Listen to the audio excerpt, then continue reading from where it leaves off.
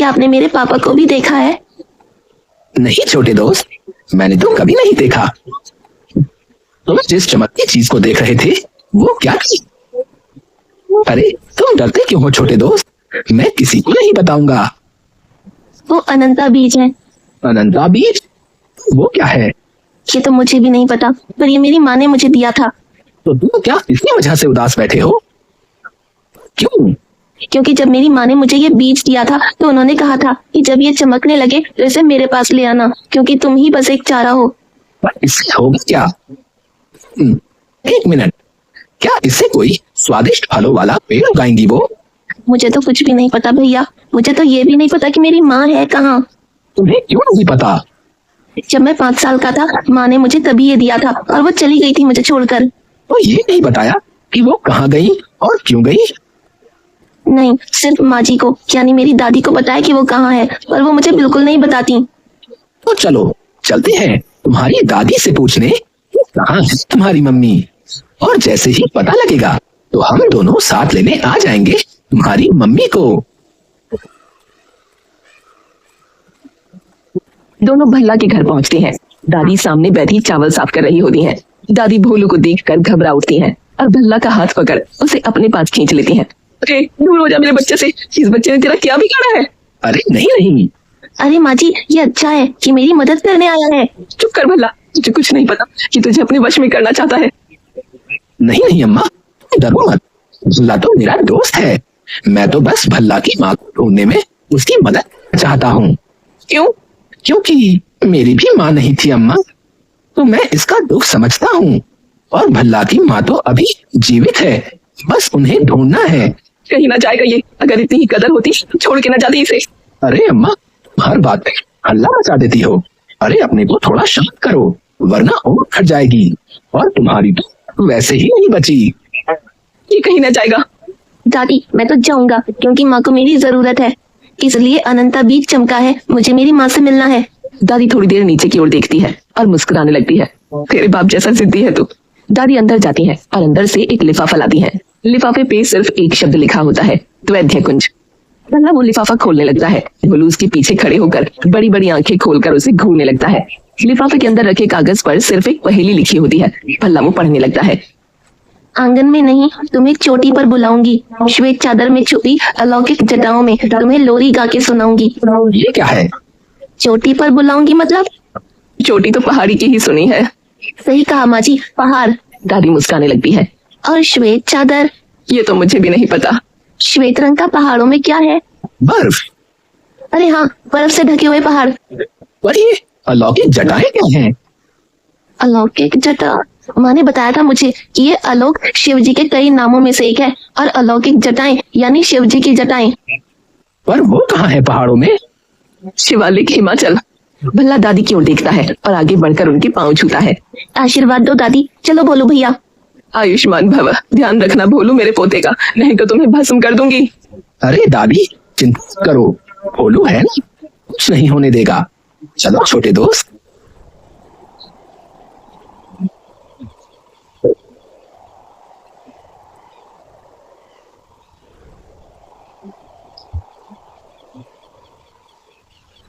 बोलो भैया, और वो जो लिफाफे के बाहर लिखा था वो क्या था? पता नहीं छोटे दोस्त, शायद ये उस जगह का नाम हो जहाँ तुम्हारी माँ रहती हो। हाँ, सही कहा भोलू भैया। भोलू भल्ला यूं ही उड़ते जा रहे होते हैं कि तभी बोलो भैया, प्यास लगी है। अरे ये बीच आसमान में पानी कहाँ से लाऊं? अरे वो देखो भल्ला, हाँ पानी। पहले तो पानी भरने के लिए हमें बोतल चाहिए। भल्ला तुम यहीं रुको, मैं लेकर आता हूँ। बहन जी, आपके पास पानी की बोतल मिलेगी क्या? पिशाची चमगादड़ की औलाद, बहन जी देखती हूँ तुझे मैं। लड़की भोलू को मारने लगती है और भोलू डर के मारे वापस भाग जाता है। भोलू कैसे ना कैसे बोतल ढूंढ कर ले आता है और पानी भरने के लिए चला जाता है। यहाँ पर बहुत लंबी लाइन लगी होती है। भोलू लाइन में सबसे आगे पहुंच जाता है पानी भरने, जहाँ एक औरत अपनी टोकरी में पानी भर रही होती है। भोलू बोतल में पानी भरकर भल्ला के पास लाता है। ये लो। भल्ला सारा पानी पी जाता है। भैया और प्यास लगी है। क्या? भोलू जैसे तैसे फिर से पानी लेकर आता है। भल्ला सारा पानी फिर खत्म कर देता है। भैया और। भोलू फिर पानी लाता है।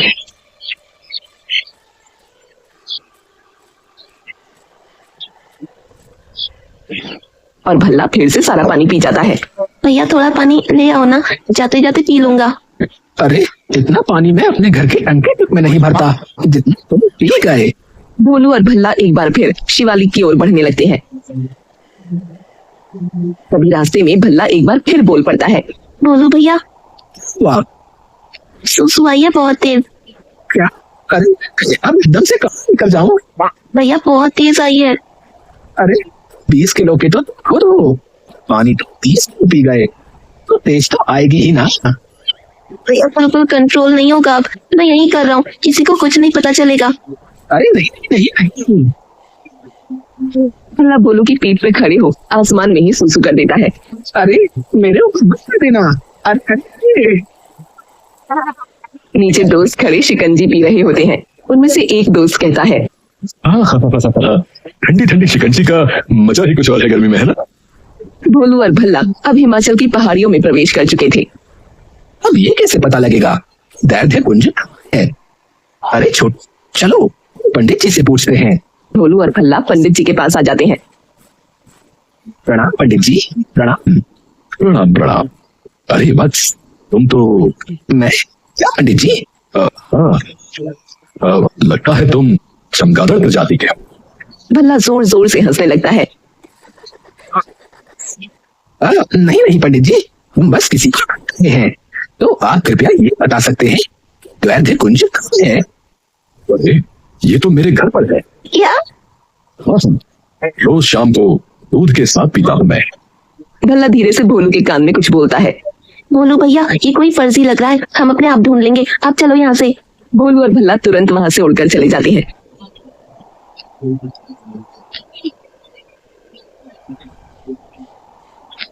और अंततः वो शिवालिक पर्वत की चोटियों पर आ जाते हैं। बर्फीले पहाड़, चारों तरफ बर्फ ही बर्फ। ये लो शिवालिक भैया आ गए। यहाँ से कहाँ जाएं छोटू दोस्त? माँ ने कहा था कि ये तो शायद हमें सबसे ऊंचे पहाड़ पर जाना है। भोलू और भल्ला एक बार फिर उड़ान भरते हैं।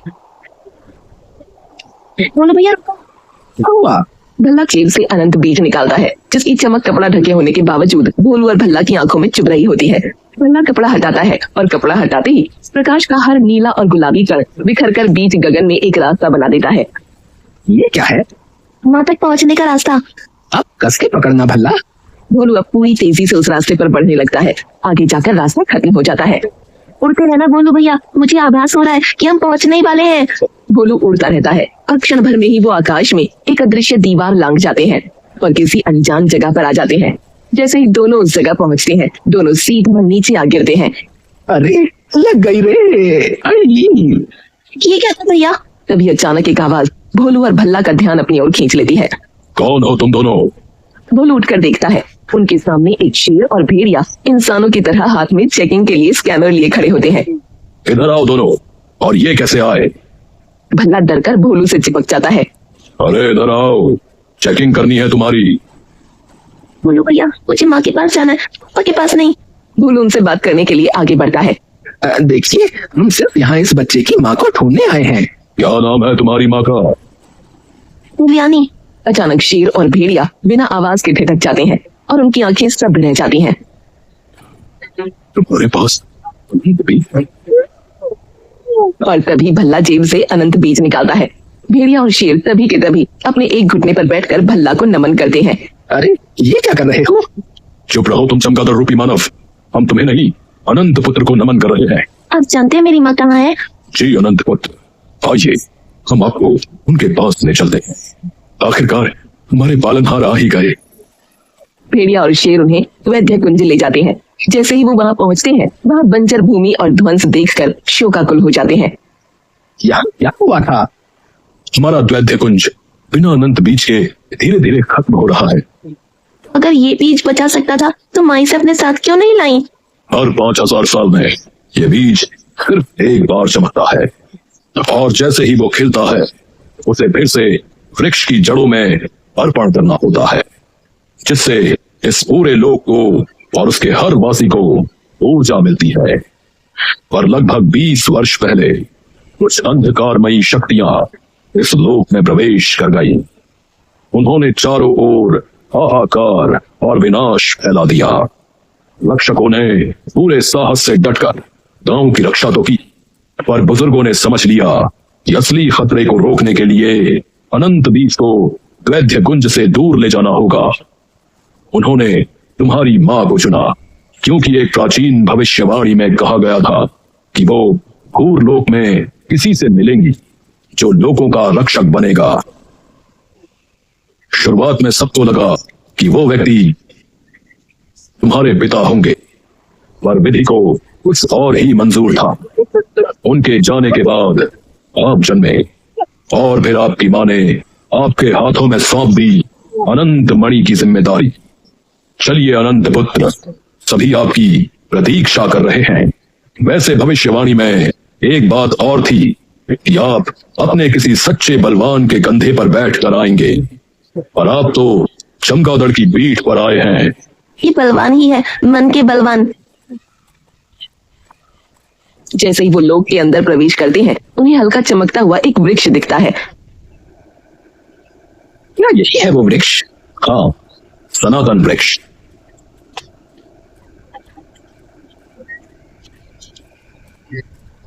माँ, भला धीरे धीरे अनंत बीज निकालकर सनातन वृक्ष की ओर बढ़ता है और अंततः बीज को उसके स्रोत के चरणों में अर्पण कर देता है। वृक्ष जगमगा उठता है और नीली व गुलाबी रोशनी का तेज सीधे आसमान से जा टकराता है। द्वैध्य कुंज के हर कण में बिखर जाता है। काले आसमान में फिर से नीलम की रंगत आ जाती है। हर पेड़ पर मेहंदी सा हरा रंग रच जाता है और हर इंसान, हर जीव में जीवन की ऊर्जा छा जाती है।